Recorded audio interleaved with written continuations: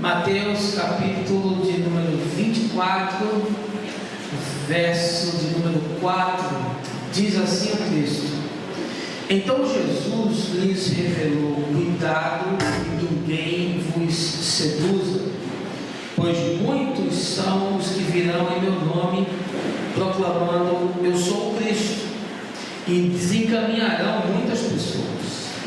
E vós ouvireis falar de guerras e rumores de guerras, todavia não vos desespereis, porque é preciso que tais coisas ocorram, mas ainda não será o fim.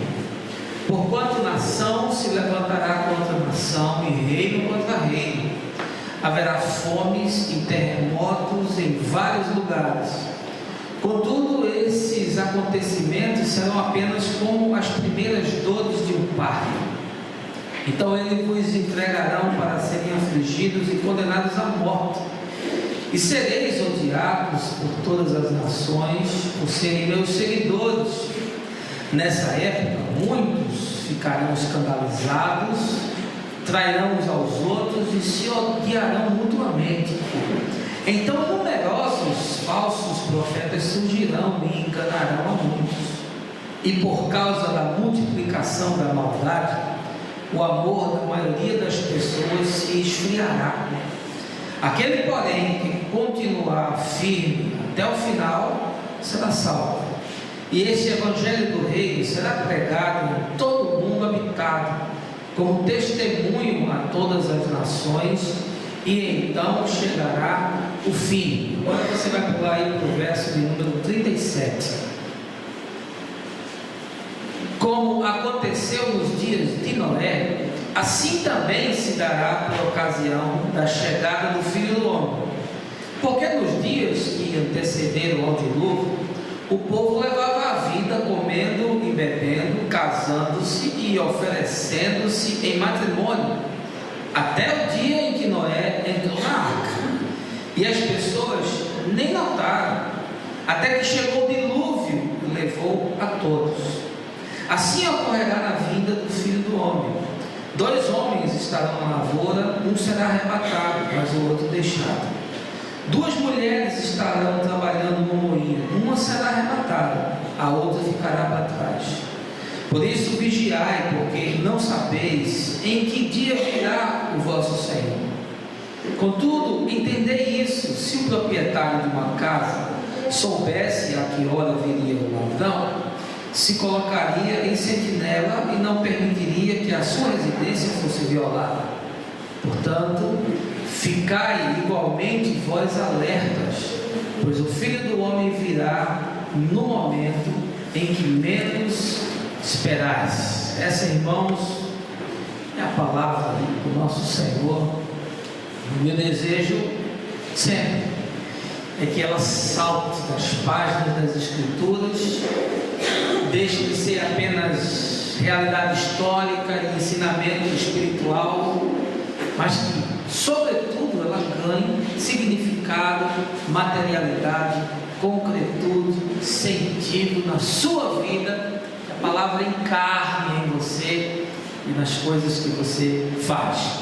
Vocês devem estar acompanhando aí. Na última quinta-feira começou o julgamento da presidente Dilma Rousseff e a escrita de uma página triste da política recente do Brasil. Ela está sendo acusada de crime de responsabilidade que justifica o impeachment. Está o processo sendo conduzido pelo Supremo Tribunal Federal, todas as etapas previstas na Constituição foram cumpridas, portanto a hipótese de golpe é uma coisa absurda, e nesse momento o Senado Federal tem a última palavra para dizer se ela será ou não afastada da presidência. Eu penso que Dilma não conseguiu discernir o mal que estava sendo praticado contra a nação, usando uma expressão, trazendo aqui o pensamento de Foucault. Ela não pôde ver a anatomia do processo, ela não pôde perceber a anatomia da tragédia que estava se desenhando. Os problemas com ministros muito próximos, inclusive ministros estratégicos que conduziam a economia do país, no caso de Levi, a gravidade da corrupção alastrada por todos os segmentos do governo, como um câncer metástico, os problemas da Operação Lava Jato, que inicialmente foram minimizados, eu não sabia nem quem era Sérgio Moro, e agora nós temos aí um processo que demonstra a gravidade do sistema de compras e aquisição de bens e serviços no país, e a situação dramática na qual a economia estava se encaminhando num processo irreversível e que nada, absolutamente nada foi feito, resultado da crise, do caos que nós estamos enfrentando. Parece-me que o que de fato os juristas apontam, de fato aconteceu. Eu não sou especialista no tema, mas eu penso que fosse outro presidente, em outras circunstâncias, ele jamais seria deposto do seu cargo. Há crime de responsabilidade, certamente, mas não seria motivo para derrubar o presidente, tivessem essas outras questões que eu pontuei anteriormente sido consideradas. Agora é esperar os espasmos aí derradeiros da presidente, porque essa semana parece que o tema vai estar liquidado. No fundo, eu olho para Michel Temer e penso que nós estamos trocando 6 por meia dúzia, mas não há absolutamente mais nada que se possa fazer. Agora, não é só o governo Dilma que se tornou um caos. Eu penso que o mundo está um caos. E a minha questão essa manhã é se você pode perceber isso, se você pode discernir isso. Nós estamos vivendo dias onde o ser humano não consegue sentir os efeitos dramáticos da realidade na qual ele está exposto. O mal que se instalou entre nós, sobretudo aquele que é praticado contra nós mesmos, o mal que é praticado contra o nosso igual, o mal que nós praticamos contra o planeta no qual nós vivemos e o mal que se pratica contra Deus. Nós estamos no que eu chamo de processo acelerado de desumanização. Vivemos num mundo contemporâneo, mas numa realidade insustentável. Sobre o indivíduo desse tempo, Fernando Pessoa afirma o seguinte: o mundo é de quem não sente. A condição essencial para ser um homem prático nesse tempo é a ausência de sensibilidade. Não é só o planeta que está aquecido, se é que você se preocupa com isso, mas é também o nosso coração. Nós estamos secando do lado de dentro, nós estamos experimentando uma insolação de alma, nós estamos vivendo uma aridez total de sentimentos, a cauterização da mente pelo efeito do calor dos dias.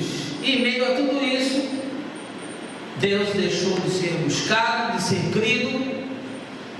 No mundo antropocêntrico, as únicas atenções estão voltadas para qualquer coisa que possa nos produzir prazer.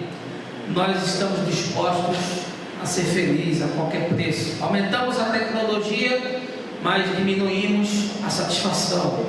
Virtualizamos nas redes sociais os encontros das pessoas, mas nunca se falou tanto de solidão e de isolamento. Nós ganhamos dinheiro para comprar eletrônicos e perdemos toda a satisfação de experimentar as coisas mais simples, como colocar o pé no chão, na grama, andar pelo parque, comer algodão doce, sentar na beira da praia. Nós levamos as nossas emoções ao limite e depois nos entubamos de pílulas para amortecer a realidade com a qual não conseguimos conviver. O juízo já está posto sobre todos nós, e eu penso que cada geração tem que conviver com o seu próprio pecado.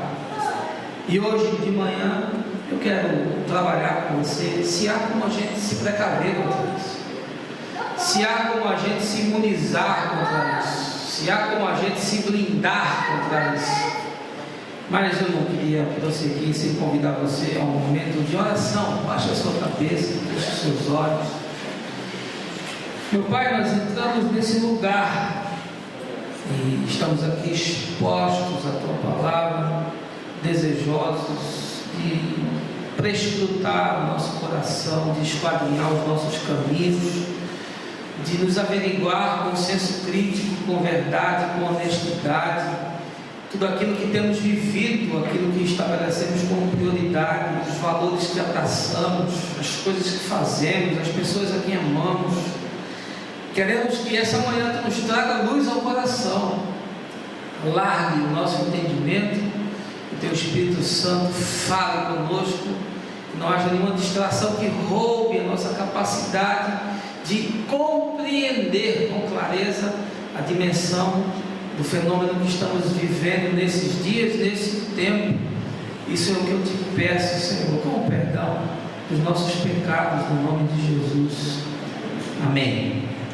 Eu queria lhe convidar para você escalar comigo a pequena cordilheira de aproximadamente 70 metros de altura acima da cidade de Jerusalém, para chegarmos ao Monte das Oliveiras, junto ao antigo templo, do pôr do sol da quinta-feira da Páscoa, onde Jesus está reunido com os seus discípulos. Ele havia deixado há pouco aquela estrutura colossal do santuário de Jerusalém, onde os discípulos, estarrecidos, mostraram ao Senhor o tamanho daquelas pedras, e Ele disse: nada disso ficará em pé daqui a muito pouco tempo. Discurso de Jesus no templo, esse derradeiro discurso, porque Ele não voltaria mais àquele templo, é um discurso muito duro, talvez o mais duro de todos, e Ele fala com o rigor que a situação pede, com a sinceridade e a firmeza que era necessária, com a honestidade e a dureza que se fazia presente. E o capítulo 24 de Mateus narra esses acontecimentos. Portanto, quero convidar você a se tornar agora um personagem que está ali naquela colina no entardecer, sentado ouvindo as palavras de Jesus, nesse texto onde Mateus registra o que nós chamamos de sermão profético. Portanto, boa parte do que está dito aqui trata de acontecimentos que ainda não sucederam. Aquilo que na fé nós chamamos de escatologia, os últimos acontecimentos, os acontecimentos do fim dos tempos. E Jesus trata nesse texto de absolutamente três coisas essenciais. A primeira é a destruição da cidade de Jerusalém, que aconteceu no ano 70, quando o general Tito de Roma entrou na cidade que já estava sitiada e destruiu absolutamente tudo. Ele entrou no santuário e ali foram feitos sacrifícios pagãos, houve uma profanação daquele espaço, e o próprio Tito se coloca como se fosse uma figura divina para ser reverenciado. A cidade foi arrasada. Se você for a Jerusalém, em alguns lugares é possível você olhar em plataformas de vidro que fica no chão as ruínas da cidade 20 metros abaixo, completamente soterrada, e de pé ficou um pedaço de muro onde hoje se faz orações, o famoso Muro das Lamentações. Há muitos que, estudando esse texto, imaginam que esse fato da destruição de Jerusalém, que Jesus previu cerca de 35 anos antes, é uma espiral profética em que ele vai se cumprir novamente num outro cenário, numa outra perspectiva. Mas eu não acho que isso é importante na abordagem que nós vamos tratar hoje. Segunda coisa que o texto nos fala é sobre o fim dos tempos, sobre o final da história humana, sobre o epílogo do episódio do homem sobre a terra e os acontecimentos que precederão esse fenômeno. E a terceira coisa que ele fala no texto é sobre a segunda vinda, a sua volta para um encontro definitivo com essa humanidade caída, e também os acontecimentos e os contornos. Qual é a cenografia, não obstante a linguagem ser alegórica, mas qual é a cenografia que vai estar presente quando esses acontecimentos acontecerem? Agora, eu acho muito curioso que num texto profético, ou seja, um texto que fala daquilo que vai acontecer no futuro, que está nos dando um desenho, que está nos mostrando um painel, que está nos chamando à contemplação de algo que ainda não aconteceu, misturado nesse texto apareça a situação do dilúvio, que foi o segundo texto que nós lemos hoje, dentro desse mesmo capítulo. Por que que Jesus, ao tratar de acontecimentos que ainda sucederão, nos expõe a realidade de um fato que remete ao primórdio da criação, que nos remete à vida de uma das primeiras sociedades humanas, que é a existência dos dias de Noé?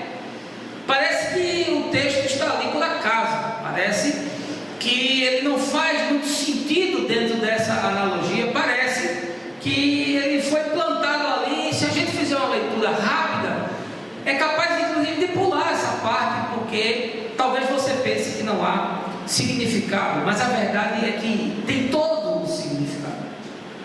Quando Jesus está falando do final dos dias, ele está nos trazendo a imagem de um tempo, de um mundo, de uma sociedade, de uma geração que experimentou o juízo de forma muito dramática, e os contornos dessa geração, as características desse tempo, as peculiaridades desse povo se projetam então na história humana para muito além da sua realidade imediata. Ou seja, a geração de Noé é uma geração arquetípica, ela tem contornos, ela tem características que se projetam na história humana, na linha do tempo existencial, sócio-histórica da humanidade, se repetindo a cada geração, os mesmos fenômenos estão presentes.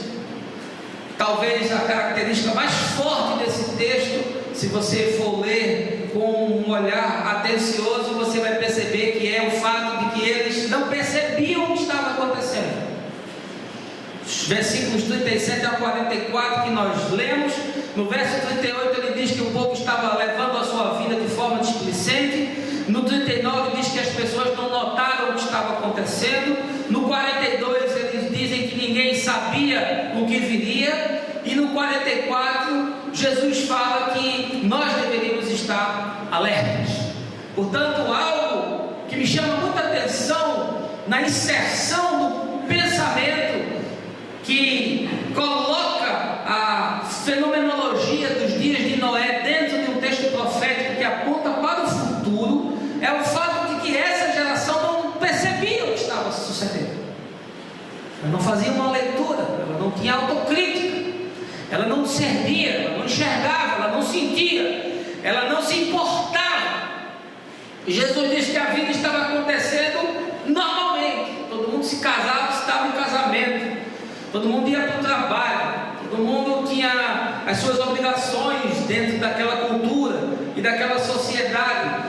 O sol se punha todo final de tarde, nascia toda manhã, a água do rio corria para o mar, tudo estava como deveria funcionar, mas o fato é que algo dramático, gravíssimo estava acontecendo, uma corrupção do gênero humano sem precedentes, uma maldade que campeava como nunca se havia visto, uma perversidade que havia se instalado no coração das pessoas, uma malignidade sem precedentes, o mal sendo feito sem qualquer pudor, Deus esquecido, cerceado, amputado, afastado, banido das relações e da vida das pessoas.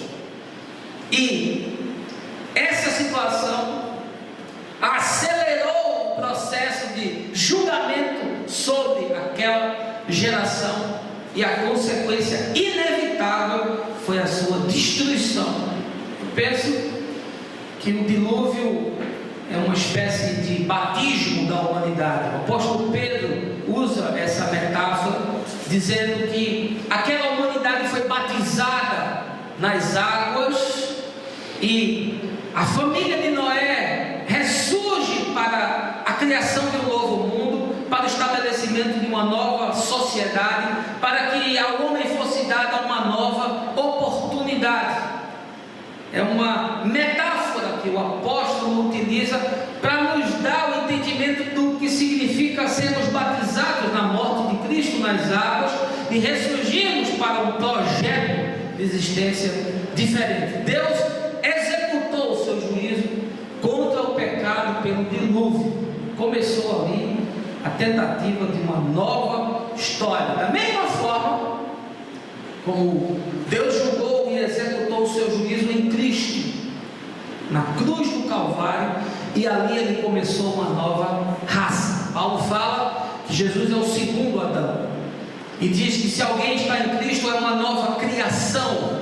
Nós estamos sendo chamados à construção de um novo mundo. Nós estamos sendo chamados a habitarmos num reino não de opulência, não de aparência, mas de consciência de valores e de princípios. Nós fazemos parte de um novo pacto. Com Noé foi feita uma aliança, mas comigo e com você uma nova aliança. Nós fazemos parte do definitivo chamado de Deus e da concretização universal histórica da sua vontade, que se traduz na encarnação de Jesus, que reconcilia o homem com Deus.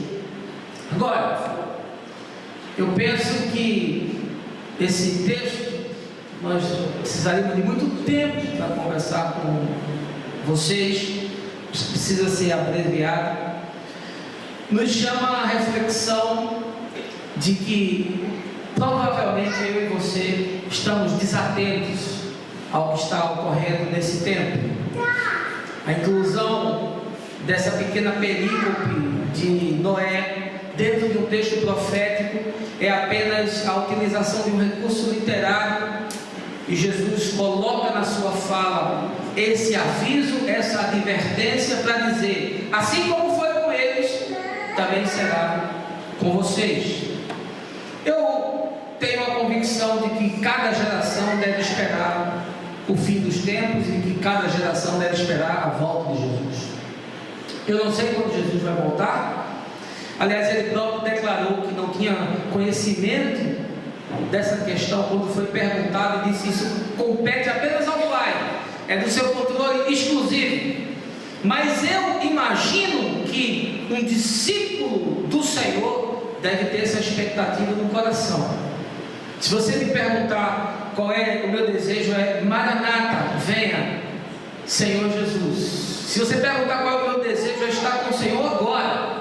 Se eu pudesse, eu encerraria a história humana nesse momento. Se fosse possível apertar o botão e dizer fim, games over, eu faria isso nesse momento. Mas isso não está no meu controle. Mas eu tenho que ter essa expectativa. Eu devo desejar a volta de Jesus. Eu devo ansiar pela construção de um novo mundo, de uma nova sociedade, de uma nova vida. E eu tenho pressa. Eu queria que isso acontecesse ainda nos meus dias. Eu não queria experimentar a morte como fenômeno existencial, mas queria me encontrar com o Senhor como participante da sua igreja e estar com Ele para todo o sempre. Todos aqueles que são de Deus deveriam desejar isso, e todos aqueles que têm consciência deveriam olhar para os contornos, os acontecimentos, os fenômenos históricos da sua própria geração e discernir o que está acontecendo. Por que eu digo isso? Porque eu acredito que todas as gerações, todas elas, sem exceção, elas tiveram características que remetem aos dias de Noé. Cada geração que pisou na terra experimentou fenômenos que se repetiram, de tal forma que cada geração pudesse aguardar a volta do Senhor. Essa é a minha hipótese. porque eu percebo que o que acontece no texto é um arquétipo. Ou seja, o que acontece aqui reverbera para outros contextos históricos, é um reflexo que se projeta, é quase que uma xerox que vai cada vez ficando mais clara. E se você for estudar a evolução humana, se você conhece um pouco de história, você vai perceber que os fenômenos que Jesus assinala no capítulo 24 de Mateus, eles não só estão presentes em cada geração, como eles vão se adensando, eles vão ganhando corpo, vão ganhando intensidade, como se fosse uma espiral que vai se avolumando, se preparando para o desfecho. De fato, a história humana caminha para o epílogo. De fato, o mundo caminha para o fim. De fato, a saga humana nesse planeta está escrevendo os seus últimos dias. Eu não sei se vai durar 20 anos, 100 anos, 500 anos, 1000 anos, porque a Bíblia diz que para o Senhor 1000 anos são como um dia. Deus não está no tempo, está fora do tempo. Portanto, passado, presente e futuro, Ele contempla olhando de fora. Mas eu sei que os fatos descritos nas Escrituras sobre o fim da história, eles são irreversíveis, são inamovíveis, são inalteráveis. Eles acontecerão em algum momento. E eu acredito que nós somos chamados a fazer essa leitura.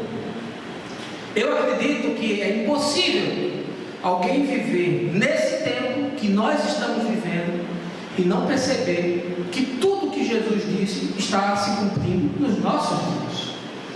E que não só está se cumprindo, mas que é o resultado de um adensamento cada vez maior do fenômeno.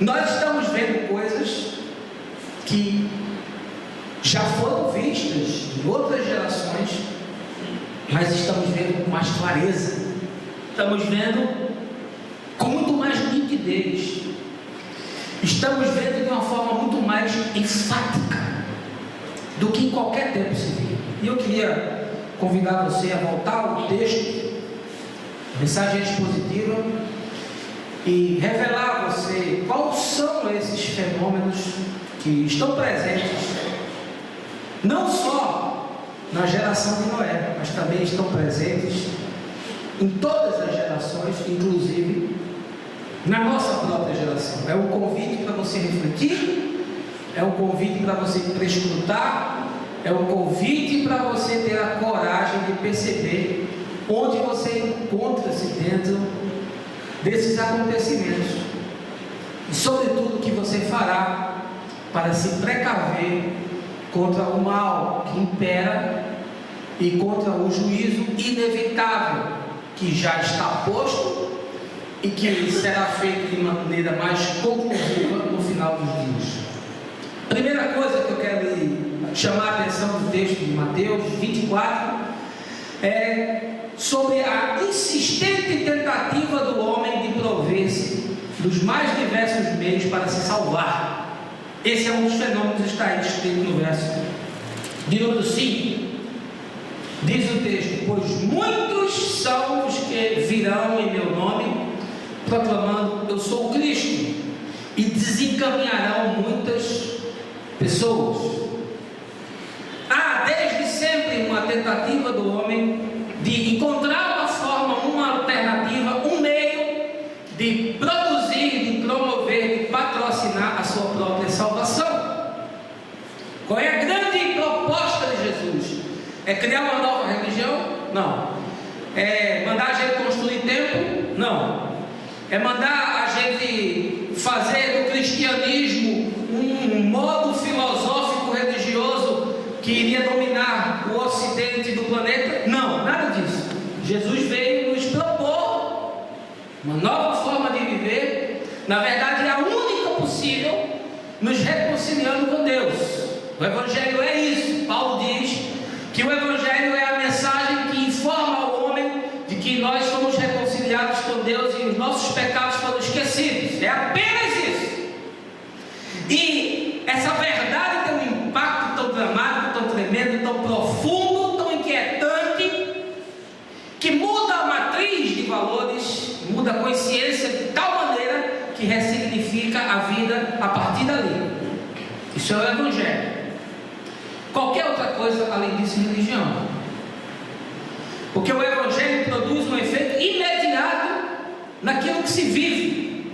O Evangelho é um convite a encarnar os valores de Jesus no nosso cotidiano. Qualquer coisa para além disso é religião. Portanto, significa que um sujeito que é impactado pelo Evangelho, ele se torna um agente de transformação do mundo. Transformação social, transformação política, transformação econômica, transformação das realidades perversas, transformação espiritual, todas as dimensões da vida do sujeito. E não apenas é um convite para você se reunir em um espaço que se chama de templo, para passar 2 horas ouvindo um pregador falando, cumprir algumas liturgias e também participar de alguns movimentos na semana. Isso não tem absolutamente nada a ver com Jesus. Isso tem a ver com o cristianismo. Mas não tem nada a ver com o que Jesus pregou, ensinou, viveu e nos convidou a viver.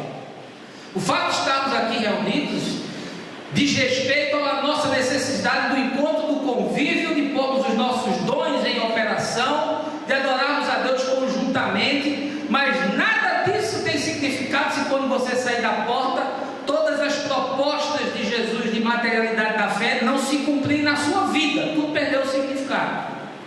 Em perda de tempo, você podia estar fazendo uma outra coisa. E o próprio Jesus diz que um dos fenômenos que se fazem presentes a cada geração e que se constitui uma arquetipia e aponta e revela e mostra e desnuda que é algo que nos remete a perceber que o fim está chegando, é essa tentativa insistente do homem de achar um jeito de promover a sua salvação. Jesus disse: vão vir muitas pessoas dizendo eu sou o Cristo. E a gente totalmente pensa que ele está falando aqui só do ponto de vista religioso. Deixa eu dizer uma coisa, meu irmão: Jesus não era evangélico nem era crente. Portanto, quando Jesus está falando aqui que muitos virão dizendo eu sou o Cristo, ele está olhando para a perspectiva da existência humana como um todo. Ele está dizendo: vai vir muita coisa e vai vir muita gente propondo uma solução para o homem, para a humanidade. Vão vir sistemas econômicos, vão vir filosofias, vão vir propostas esotéricas, vão vir construções religiosas, surgirão aqueles que se tornam os arautos da verdade. Ele está dizendo: muitas serão as propostas de viabilizar o homem como o ser criado por Deus na sua existência finita, pequena, tacanha, falível, nesse planetinha de nada. Vai ter muita gente que vai buscar encontrar uma forma, mas deixa eu lhe dizer, não tem jeito. A vida só é possível em Deus. Fora de Deus, tudo é absurdo. Fora de Deus não há ser, o que há é o não ser. Só é possível ser em Deus. E aí a frase de Nietzsche ganha todo significado: torna-te aquilo que és. Ou seja, eu estou me construindo para ser aquilo que eu fui pensado em Deus para ser, e que eu não serei a não ser quando eu estiver com Ele. Porque nessa armadura, nesse invólucro, nessa casca, nesse recipiente, nesse corpo, é impossível eu ser aquilo que eu fui chamado para ser. Eu estou me construindo. Há um dínamo, uma força, um poder do Espírito que está me reconstruindo. Mas é aos poucos, lentamente. E a construção final, o modelo final, o desenho final, a maquete final, não será possível ficar pronto nessa vida. Jesus chama a atenção dizendo: cuidado, na sua geração, faça a leitura, perceba, Olhe, discirna, fique atento, porque muitas soluções serão propostas, muitos virão dizendo que tem uma alternativa de viabilizar o homem vivendo nesse planeta, mas não é possível. Nada poderá viabilizar o caminho de reconciliação do homem com Deus, porque só há um caminho, só há uma verdade e só há uma possibilidade de existir vida, e vida em abundância. E isso só pode ser feito se eu e você passarmos pela cruz, se nós tivermos a experiência do encontro definitivo, restaurador, renovador com o Senhor. Essa é a primeira coisa. Não é possível, não vai haver nada, nem sustentabilidade, nem ecologia, nem políticas, nem sistemas econômicos, nem paz mundial, nem ONU, nem nada que vá consertar a história humana. O coração do homem é perverso, ele foi vendido à escravidão do pecado. Não há como alterar esse fato.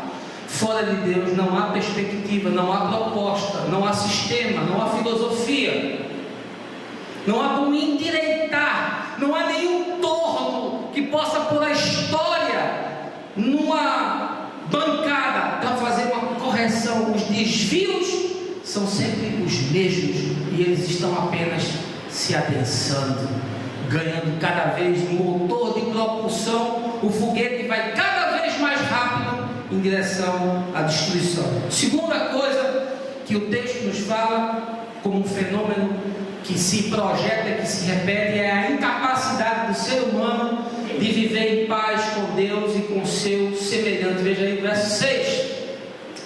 E vós ouvireis falar de guerras e rumores de guerras, todavia não vos desespereis, porque é preciso que tais coisas ocorram, mas ainda não será o fim. Ou seja, guerra, rumor de guerra, desencontro humano, perversidade, exploração, cerceamento, asfixia existencial, escravidão, expoliação.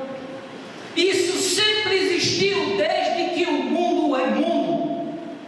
Cada geração se esteve presente, mas parece que a espiral está se adensando, a coisa está ganhando corpo, e Jesus está nos chamando a perceber muito mais do que a linguagem objetiva do texto, mas o fenômeno que é muito mais amplo, e a nossa interpretação tem que ser inteligente o suficiente para perceber isso. Só que desgraça é a pessoa ler a Escritura e não conseguir interpretá-la. E que desgraça acontece nos púlpitos da esmagadora maioria das igrejas, que ensinam as pessoas tudo de forma errada, porque o que elas querem é ouvir um discurso que faça cócega no seu ouvido, mas elas não querem ouvir a verdade. O texto está nos mostrando que guerras e rumores de guerra nada mais são do que a incapacidade do ser humano de viver em paz, de viver em harmonia, de viver uma relação de reverência, de cuidado, de discernimento, de zelo com o outro. Nós estamos nos lixando para o outro, e no nosso tempo isso está mais claro e é mais dramático do que nunca. Olhe para as favelas, olhe para os bolsões de pobreza, olhe para as cracolândias, olhe para os excluídos, olhe para os invisíveis das sociedades humanas, olhe para o continente africano, olhe para as periferias das grandes cidades do mundo, e isso estará presente. Nós nos desumanizamos de tal forma que isso não nos incomoda. A igreja diz: eu não tenho nada a ver com isso, isso é um problema do governo, isso é um problema do Estado. Por isso que vocês têm sido fustigados pela mensagem que sai desse pequeno púlpitozinho de madeira, a assumir a responsabilidade pelo seu papel social de transformação desse lugar onde nós estamos. Ao menos nós temos que ser responsáveis pelo lugar onde nós estamos. Se nós estamos aqui, nós temos que fazer alguma coisa por essas imediações, pelos bolsões de pobreza que nos cercam. E que bom, e que alegria que você entendeu isso, e que que nós estamos fazendo um trabalho extraordinário, alcançando 3.000 pessoas, 600 famílias, transformando essa estação num balcão de serviços que fica aberto de domingo a domingo, os 3 horários, de alguma forma tentando ajudar pessoas. Que bom! Mas Jesus nos ensina, nos mostra, nos revela que em cada sociedade humana existe um adensamento, é uma musculatura que vai ganhando robustez a cada geração, e existe essa incapacidade do homem de conviver com o seu semelhante. É sempre uma tentativa de dominar, é sempre uma tentativa de esmagar, é sempre olhando para o outro e vendo como é que eu tiro proveito dele, como é que ele pode produzir lucro para mim, como é que ele pode trazer vantagem para mim, como é que eu tiro benefício disso. Num país onde existem 7 bilhões de pessoas, está comprovado que a capacidade produtiva do mundo hoje é para 9 bilhões de pessoas. E nós temos gente morrendo de fome na África. Nós temos gente morrendo de fome aqui na América do Sul. Nós temos gente agonizando a céu aberto, enquanto existe meios e capacidade de se produzir riqueza para alcançar os miseráveis, e não se faz. Jesus disse: guerras e rumores de guerra vão estar presentes como uma fenomenologia da geração que vai experimentar o juízo e o fim. E olha para o mundo, tem guerra em todo canto. Você não tem hoje segurança de ir mais para lugar nenhum, porque você pode estar no canto e explodir uma bomba e você morrer. É o terrorismo subjetivo. Não existe mais lugar seguro. Os caras meteram um avião e derrubaram as Torres Gêmeas nos Estados Unidos. Fizeram atentado em Paris, que é uma das cidades mais seguras do mundo. Não existe mais a sensação de liberdade. Existe guerra no Oriente Médio para todo gosto.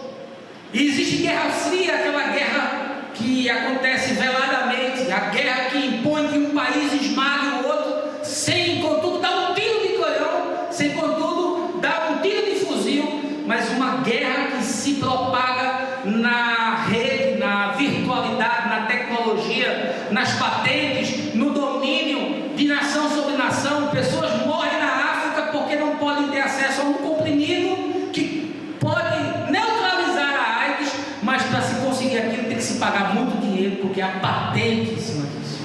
Uma guerra fria. A guerra dos nossos tempos é muito mais uma guerra fora dos campos de batalha do que aquela guerra medieval do sujeito com espada e com lança e com escudo, mas ela acontece. E se você não pode perceber, porque talvez você esteja alienado.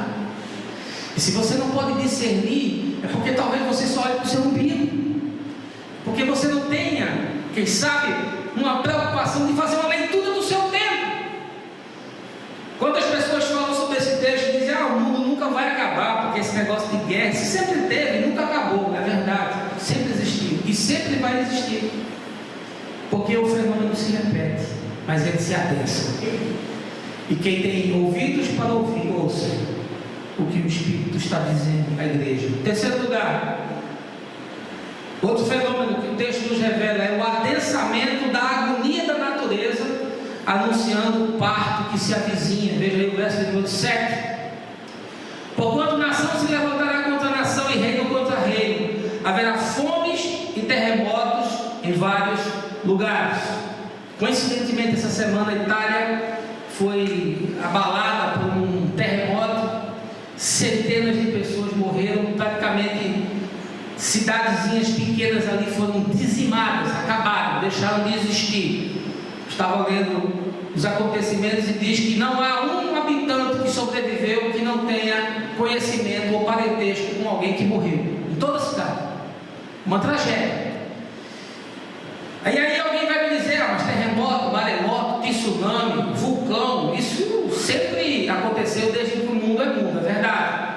Talvez você esteja olhando apenas, imaginando que esses fenômenos que são mais marcantes, como um terremoto, ou um tsunami, ou um vulcão, é algo que talvez não seja tão constante nos nossos dias. Mas se você pensar o que aconteceu agora nesse século 21, em termos de fenômenos da natureza, você vai lembrar de catástrofes enormes, de terremotos como o de Honduras e do tsunami que houve na Ásia, coisas de proporção extraordinárias. E o que eu quero lhe dizer é que há muitos fenômenos que estão acontecendo de forma invisível. O degelo das geleiras é um fenômeno invisível para mim e para você, mas ele está acontecendo e ele é irreversível. O aquecimento do planeta, que é uma consequência desse fenômeno, também é irreversível. O clima está mudando no mundo inteiro, e isso tem desdobramentos na agricultura, isso tem desdobramentos na produção, e nações inteiras serão afetadas por essa calamidade. E aí, talvez você não esteja percebendo, mas a terra está em agonia. As águas estão cada vez se tornando mais poluídas.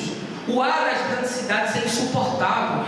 Eu vou para São Paulo essa semana e eu sei que eu vou enfrentar lá em termos de poluição. Isso se repete em Tóquio, isso se repete nas grandes cidades do mundo, na cidade do México, isso se repete em Nova York. Nós temos hoje problemas gravíssimos, o planeta não suporta mais, já entrou em processo de agonia, e cada espasmo desse parto da natureza reverbera no mundo inteiro. São sinais de que as coisas estão cada vez mais se adensando, ganhando proporções inimagináveis. E quem vai frear isso? A ONU vai frear isso. Essas reuniões dos líderes do G20 com seus congressos vai mudar isso. Os projetos de controle de gases na atmosfera vai conseguir controlar isso? Vai não, meu irmão, porque a missão humana é maior do que qualquer coisa. O desmatamento da Amazônia está indo de forma acelerada, é o último reservatório verde que se constitui o pulmão do planeta, está sendo dizimado debaixo dos meus olhos e dos seus. Nós somos coniventes com isso. Não há nenhuma política pública séria no Brasil para impedir que isso aconteça. Espécies inteiras estão sendo dizimadas, muitas das quais já saíram do mapa, animais que foram extintos. O homem é o único ser vivo que, onde ele chega, ele destrói tudo. Todos os outros animais, eles protegem e preservam o seu habitat. O homem, onde chega, destrói, ele arrasa, ele explora, ele tira aquilo que não pode ser dado. Isso é um sinal. Jesus estava dizendo: olha, por fim vai se levantar nação contra nação, por causa dos fenômenos da natureza. Você está vendo aí a Europa sendo invadida por imigrantes que estão fugindo porque não suportam viver nos lugares de tanta beligerância, de tanta maldade, de tanta perversidade. Os cientistas falam que esse mesmo fenômeno de invasão dos continentes vai acontecer quando houver mudanças climáticas no planeta. Regiões que vão se tornar desertos, outras que eram lugares secos, habitados e onde haviam cidades, serão inundados pelo mar. E isso vai provocar uma migração sem precedentes. As pessoas vão querer entrar nos países para sobreviver, para não morrer. E a tensão provocada por isso será algo sem precedentes. Você já vê um prenúncio do que vai acontecer com a imigração hoje na Europa. As pessoas tentando entrar para sobreviver, entrando numa balsa sabendo que vai morrer com o filho, com tudo, arriscando, porque é melhor arriscar do que ficar onde se está. Imagine projetando isso para frente, com desdobramentos climáticos e da natureza, o que vai acontecer. Gente invadindo o seu país com fome, entrando a todo custo, de todo jeito, para não morrer. Será o salve-se quem puder. A terra está dando seus sinais.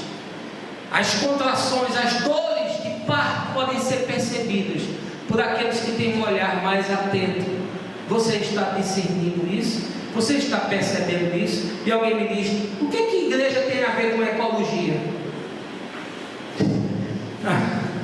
Quer dizer, nós não temos nenhum compromisso com nenhum projeto ecológico, nós não temos nenhum compromisso com nenhuma política pública que cuide do planeta, que preserve o planeta, que é a criação de Deus e é a casa onde a gente vive. Sabe por quê? Porque a nossa preocupação é a batalha espiritual, maldição hereditária, e a prosperidade que advém de você pagar o imposto que se chama dízimo. Quarto lugar, eu quero lhe dizer que a fenomenologia que vai acompanhar a geração do final dos tempos e que vem se adensando a cada passagem de século é a rejeição final do amor, da graça e dos valores de Deus. Veja aí o verso de número 9.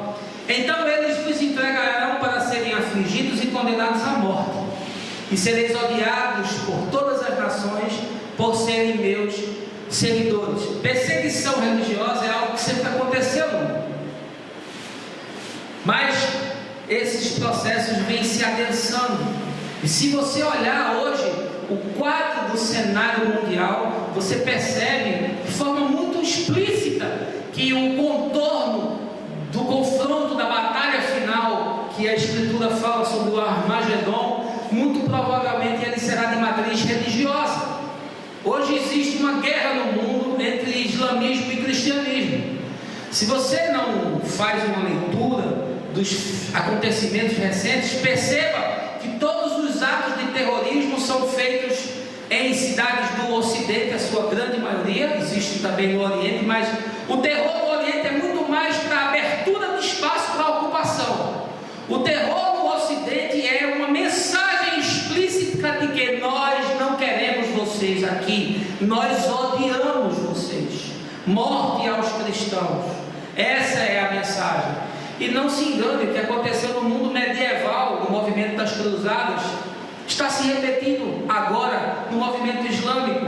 Portanto, ninguém se escandalize porque os islâmicos entram num lugar e arrancam a cabeça e matam todo mundo. Os cristãos fizeram a mesma coisa alguns séculos atrás. Estude história e você vai ver que o processo de colonização cristão sempre foi invasivo, perverso, violento. Os índios americanos foram dizimados. Aqui no Brasil os nossos índios também foram. Toda a iniciativa de colonização dos países europeus católicos, romanos, aquele cristianismo belicioso, foi sempre com muita morte. A Índia sofreu o processo de colonização inglês com muita morte, exploração. E Gandhi disse: eu acredito em Cristo, mas em vocês, cristãos, que querem dominar e esmagar o meu povo, eu não acredito. Agora, o texto nos revela que esse fenômeno da rejeição final do amor, da graça de Deus, dos valores do reino, que são anunciados por aqueles que seguem e vivem e creem e encarnam os ensinamentos de Jesus, isso iria se adensar e está se adensando. A última perseguição que a igreja vai sofrer, e eu espero ela com expectativa e com desejo, será uma perseguição que vai fazer um filtro, uma purificação na igreja. Sabe por quê? Na perseguição, meu irmão, só fica quem tem de fato experiência com Deus e o coração transformado pelo Espírito Santo, porque senão a turma vaza. Eu quero servir a Jesus como um missionário do Uzbequistão, que foi um dia na minha casa e disse: eu faço uma reunião no porão na minha casa, se descobrirem eu sou preso, minha família pode ser morta. Lá a gente pega uma Bíblia, pastor, arranca os livros e dá um livro para cada um deles, só tem uma Bíblia para todo mundo. Aí você ganha Mateus, o outro ganha Timóteo, o outro ganha Isaías e o outro ganha Eclesiastes. Aí lê na semana que vem e troca. Você seria discípulo do Senhor numa situação dessa? Você teria medinho, cansaço de se levantar no domingo e dizer: está chovendo hoje não, eu sou de açúcar. Você encararia? Você seria discípulo de Jesus se houvesse uma perseguição religiosa? Se você tivesse medo de entrar no carro e ter uma bomba e você explodir com sua família dentro? Mas eu não tenho nenhuma ilusão de que a igreja será perseguida novamente, de que a fé será perseguida novamente. E aqueles que se levantam para pregar a verdade serão perseguidos novamente. Nós estamos vendo o prenúncio disso. Eu não acredito que alguém em sã consciência olhe para o cristianismo e ache que isso ainda tem alguma coisa a ver com Jesus e com o Evangelho. Portanto, a agonia da infecção generalizada do cristianismo já revela que uma igreja está sendo levantada por ação e obra do Espírito Santo, não sob o controle de nenhum homem, nenhuma denominação, nenhuma reforma, nada que seja de iniciativa do indivíduo, mas por uma iniciativa do Deus Todo-Poderoso, que chamou João Batista, tirou ele do templo, tirou ele da megalomania religiosa de Jerusalém, tirou ele das práticas do sinédrio, tirou ele das politicagens e das safadezas das seitas, e disse: vá para o deserto, você vai pregar, e o avivamento vai acontecer. E assim aconteceu, e vai acontecer de novo. Uma igreja está se levantando, se você não pode ver, uma pena. Pequenos grupos informais, de pessoinhas que você nunca ouviu falar, de anônimos, de gente sem pedigree, sem seminário, sem púlpitos lindos, belíssimos, adornados, sem grandes catedrais, gente, pessoinhas nas casas, um movimento de formiguinha que está contaminando e vai reverberar no mundo todo. Essa igreja vai sobreviver. A outra, essa que está aí, duvido que ela suporte o que virá. O fenômeno está acontecendo. Vocês serão perseguidos e odiados de todas as nações. É um sinal claro de que o fim e o juízo está chegando, está posto. Quem pode fazer a leitura do que está acontecendo não está entendendo. Quinto lugar, uma outra descrição e revelação do Senhor é a falência total do sistema religioso e sua queda irrecuperável. Veja aí o verso de número 11. Então numerosos falsos profetas surgirão e enganarão a muitos. E aqui eu complemento o que eu disse no ponto anterior. É impossível você olhar para o sistema religioso e você não perceber que ele entrou num processo de gangrena irrecuperável. Não é possível que você olhe para o Vaticano, por todas as práticas perversas do catolicismo, com a explosão de pedofilia, com os escândalos financeiros, com toda a dessignificação da fé que foi promovida, e não é um Francisco que vai salvar isso. Porque Francisco é um cara bom, um cara legal, um cara bacana, mas ele é uma porca, uma engrenagem enorme. É um homem velho cansado. Não é capaz de promover as reformas que a Igreja Católica precisa. O sistema está podre. Aquela cúria do Vaticano é podre. Quem sabe como o jogo é jogado sabe que eu não estou mentindo, não estou falando conversa mole. O banco do Vaticano é podre. Se você não sabe, uma das grandes empresas nas quais o Banco do Vaticano investia ações era a empresa bélica de armas. Você imagina que uma igreja investir grana numa empresa que faz arma para matar pessoas? Porque dá lucro. E você é protestante? Você é evangélico? Olha para a igreja evangélica, olha os escândalos. Qualquer pessoa séria tem vergonha de dizer que é evangélico. Qualquer homem de Deus sério tem vergonha de dizer que é pastor. Porque você já é comparado com bandido, com salafrário, com espoliador, com vendilhão, com gente que tira da miséria a grana para viver na opulência. Os desvios doutrinários são uma coisa sem precedentes. A Inquisição da Idade Média, as sinonias, as indulgências, as práticas que a igreja medieval fez, que escandalizaram aquela geração. É brincadeira de criancinha, é conto da carochinha junto do que é de Macedo, Terra Nova, Valdomiro Santiago está fazendo, debaixo dos nossos olhos. Nós estamos cegos. R.R. Soares, Malafaia, essa turma toda, tudo safado, tudo bandido, que pegou o Evangelho de Jesus e transformou num produto, num negócio, num business, dá muito dinheiro. Estou condenando as pessoas? Não, estou condenando o que elas ensinam, em nome de Deus. Para eles eu quero que eles se arrependam e sejam salvos, mas o que eles ensinam é bandidagem. Numa nação séria estava tudo na cadeia.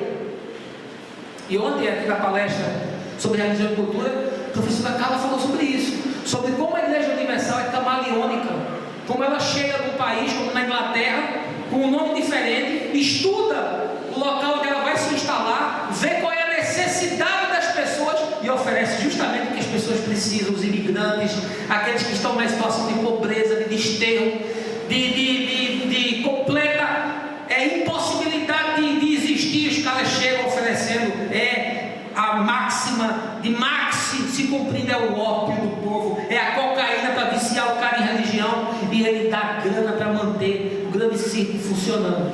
E Jesus disse: olha, vão vir muitos nos últimos dias anunciando aquilo que não tem nada a ver com o reino. E eu sei que ele sabia que o grande patrocinador dessa desgraça se chamaria cristianismo.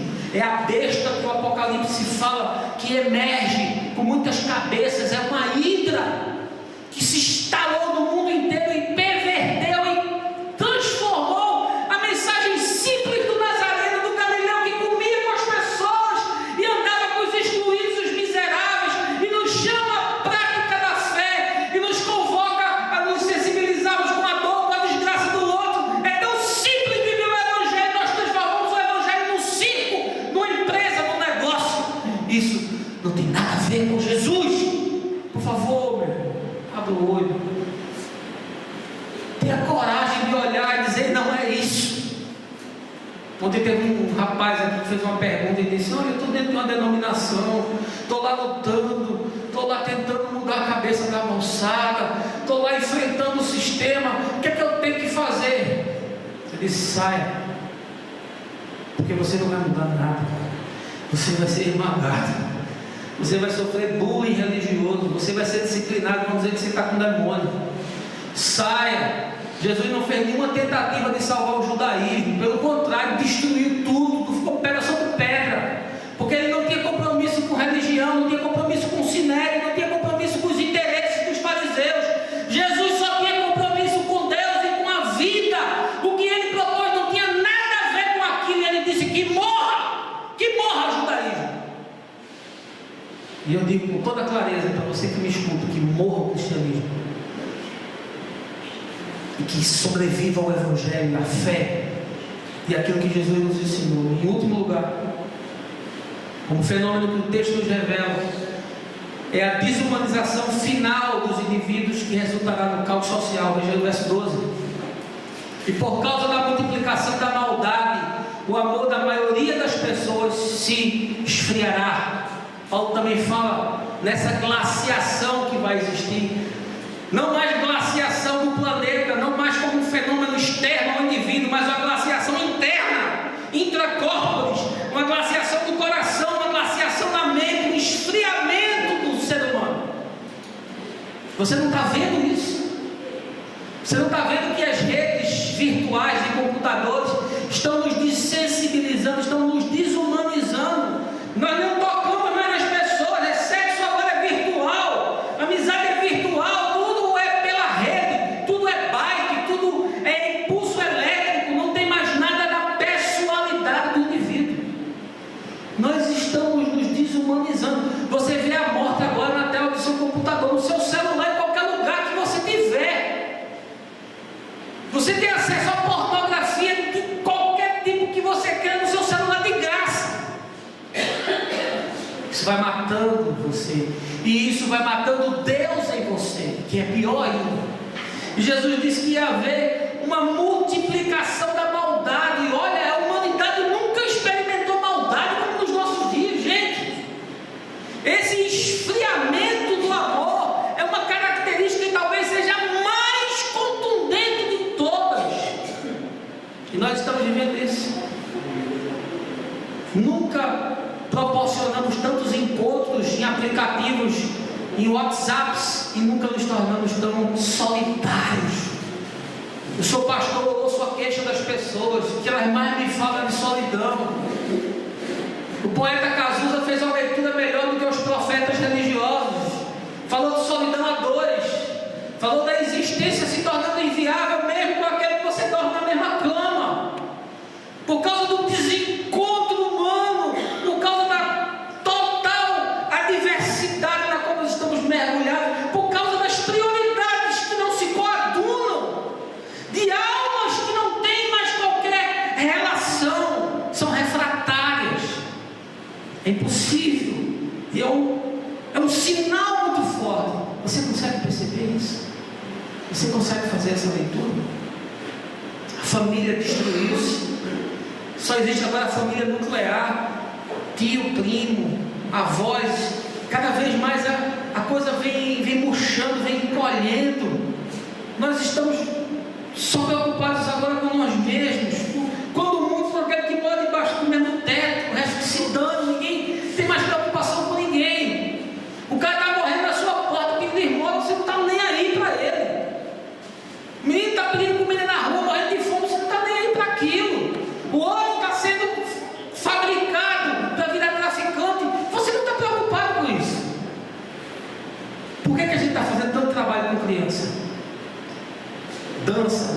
física, judô, aula de reforço, aula de inglês. Sabe por quê? A gente está fazendo uma tentativa de que amanhã você não pare nesse sinal aqui do outro lado da rua, da Clube 17, e ele chega com raiva e bota na sua cabeça.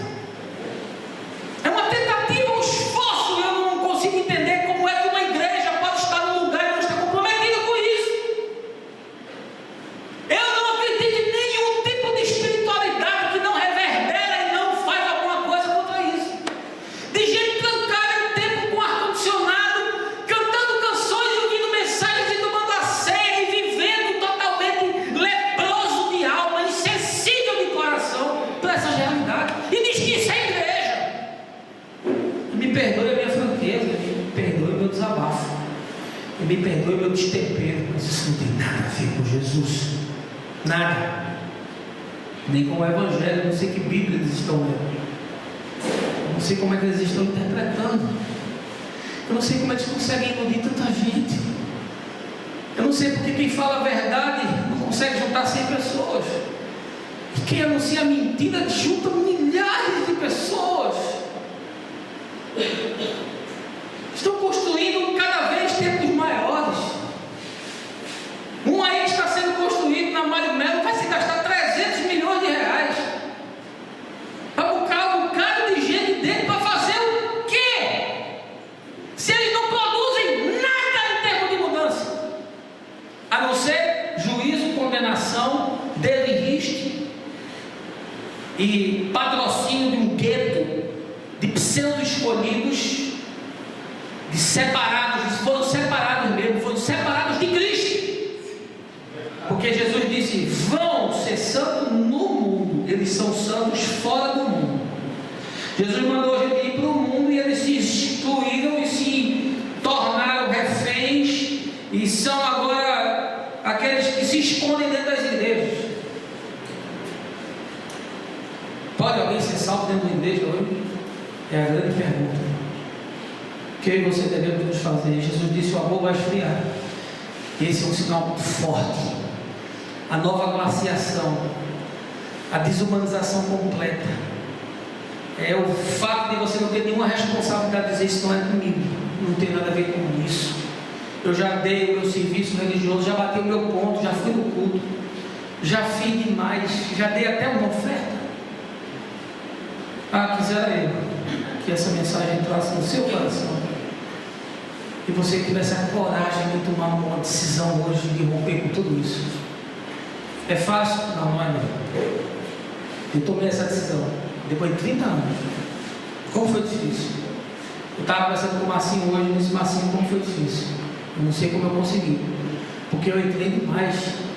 Eu não sei como a minha mente se abriu. Eu já estava entorpecido com aquilo. Eu já estava dentro da engrenagem. Como é que eu consegui enxergar? A misericórdia de Deus teve misericórdia de mim, porque eu ia ser engolido por aquele monstro. Eu ia ser devorado por aquele monstro. Mas Deus teve misericórdia de mim. Eu queria concluir dizendo o seguinte: depois que houve o dilúvio, Deus chamou Noé e disse: Noé, cresça, se multiplique, domine a terra, se expanda, constitua uma nova sociedade. A mesma mensagem que ele havia dito no começo para Adão: domine sobre os peixes do mar, sobre as aves do céu, sobre os animais do campo, multipliquem-se. Foi a mesma palavra que ele deu para Noé.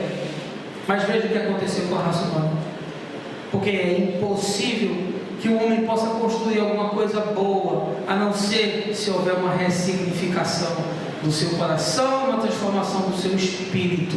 Dá-vos ele um coração de carne e não um coração de pedra. Jesus é uma espécie de arca, meu irmão. Noé foi preservado porque entrou na arca e as águas do dilúvio não destruíram a sua família. E Jesus é a nossa arca. Nós precisamos estar nele para sermos preservados do dilúvio que virá sobre a humanidade. Não sei se nessa geração, não sei se na próxima, mas eu sei que ele virá. E eu não consigo imaginar alguém que se diz seu discípulo e não faz essa leitura do que está acontecendo. O juízo está posto. Nós já estamos experimentando o juízo em muitas formas, mas ele já está acontecendo, mas virá de uma maneira muito mais intensa. E espero que ele não venha sobre a sua casa e sobre a sua vida. Que você seja encontrado entre aqueles que perseveraram até o fim e que estavam atentos e discernindo o que estava acontecendo. Jesus é a nossa arca, nós mergulhamos nele, nele nós fomos salvos, nele nós fomos ressuscitados, nele nós nos assentamos nos lugares celestiais, nele nós já estamos vivendo a vida eterna. Jesus é o meu refúgio, ele é o meu esconderijo, é nele que eu estou, é guardado nele que eu me encontro, é por intermédio dele que eu vou enfrentar os dias de grande tribulação, as tempestades da vida, é nele que eu serei preservado da destruição. O Senhor é o meu refúgio e a minha fortaleza. Portanto, entre na arca, esteja em Jesus, mergulhe no Senhor, se aproxime dele, se converta dos seus maus caminhos, se arrependa, se abra à verdade do Evangelho, tenha a coragem de tomar as decisões que precisam ser tomadas. E se você quer um desafio, eu lhe faço um desafio essa manhã. Nos ajude a anunciar essa mensagem, nos ajude a construir esse reino, se envolva com um projeto do bem, faça parte de uma iniciativa diferente, tenha a ousadia de participar de um modelo de igreja que tem a ver com o Senhor, que tem a ver com aquilo que Ele nos propôs, e não com a megalomania e com a ambição do homem que transformou a mensagem simples do Evangelho numa religião de esfera mundial. Não era nada disso, nunca foi, nunca será, jamais será. Os filhos do reino e os filhos da luz são de outro matiz, são de outra semente, são de outra envergadura, são uma nova criação. Eles falam outras coisas, eles vivem outras coisas, não tem compromisso com nada que não seja a verdade. Que o Senhor nos abençoe, que você tenha um bom domingo, que você experimente esse tempo com aquelas pessoas que você gosta, que você ama.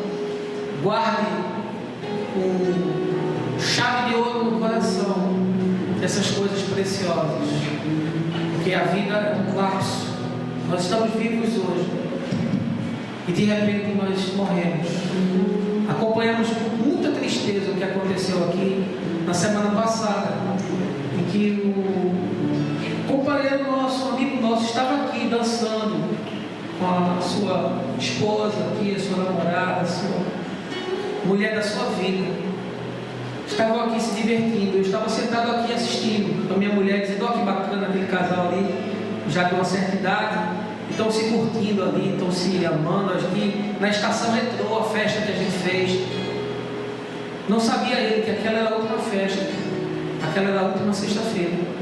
Talvez aquele tenha sido o último momento de alegria, porque na sexta-feira sofreu um acidente de moto, morreu e já está sepultado.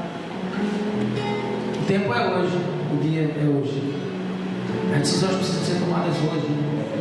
Paulo diz: se ouvires a sua voz, não endureçais o vosso coração. Hoje você ouviu a palavra do Senhor, hoje você ouviu a voz do Senhor. O que você vai fazer com isso é problema seu, porque foi pregado. Mas se você quiser se juntar para construir um projeto diferente, nós estamos aqui. Pode contar com a gente. Que Deus lhe abençoe no nome de Jesus. Amém.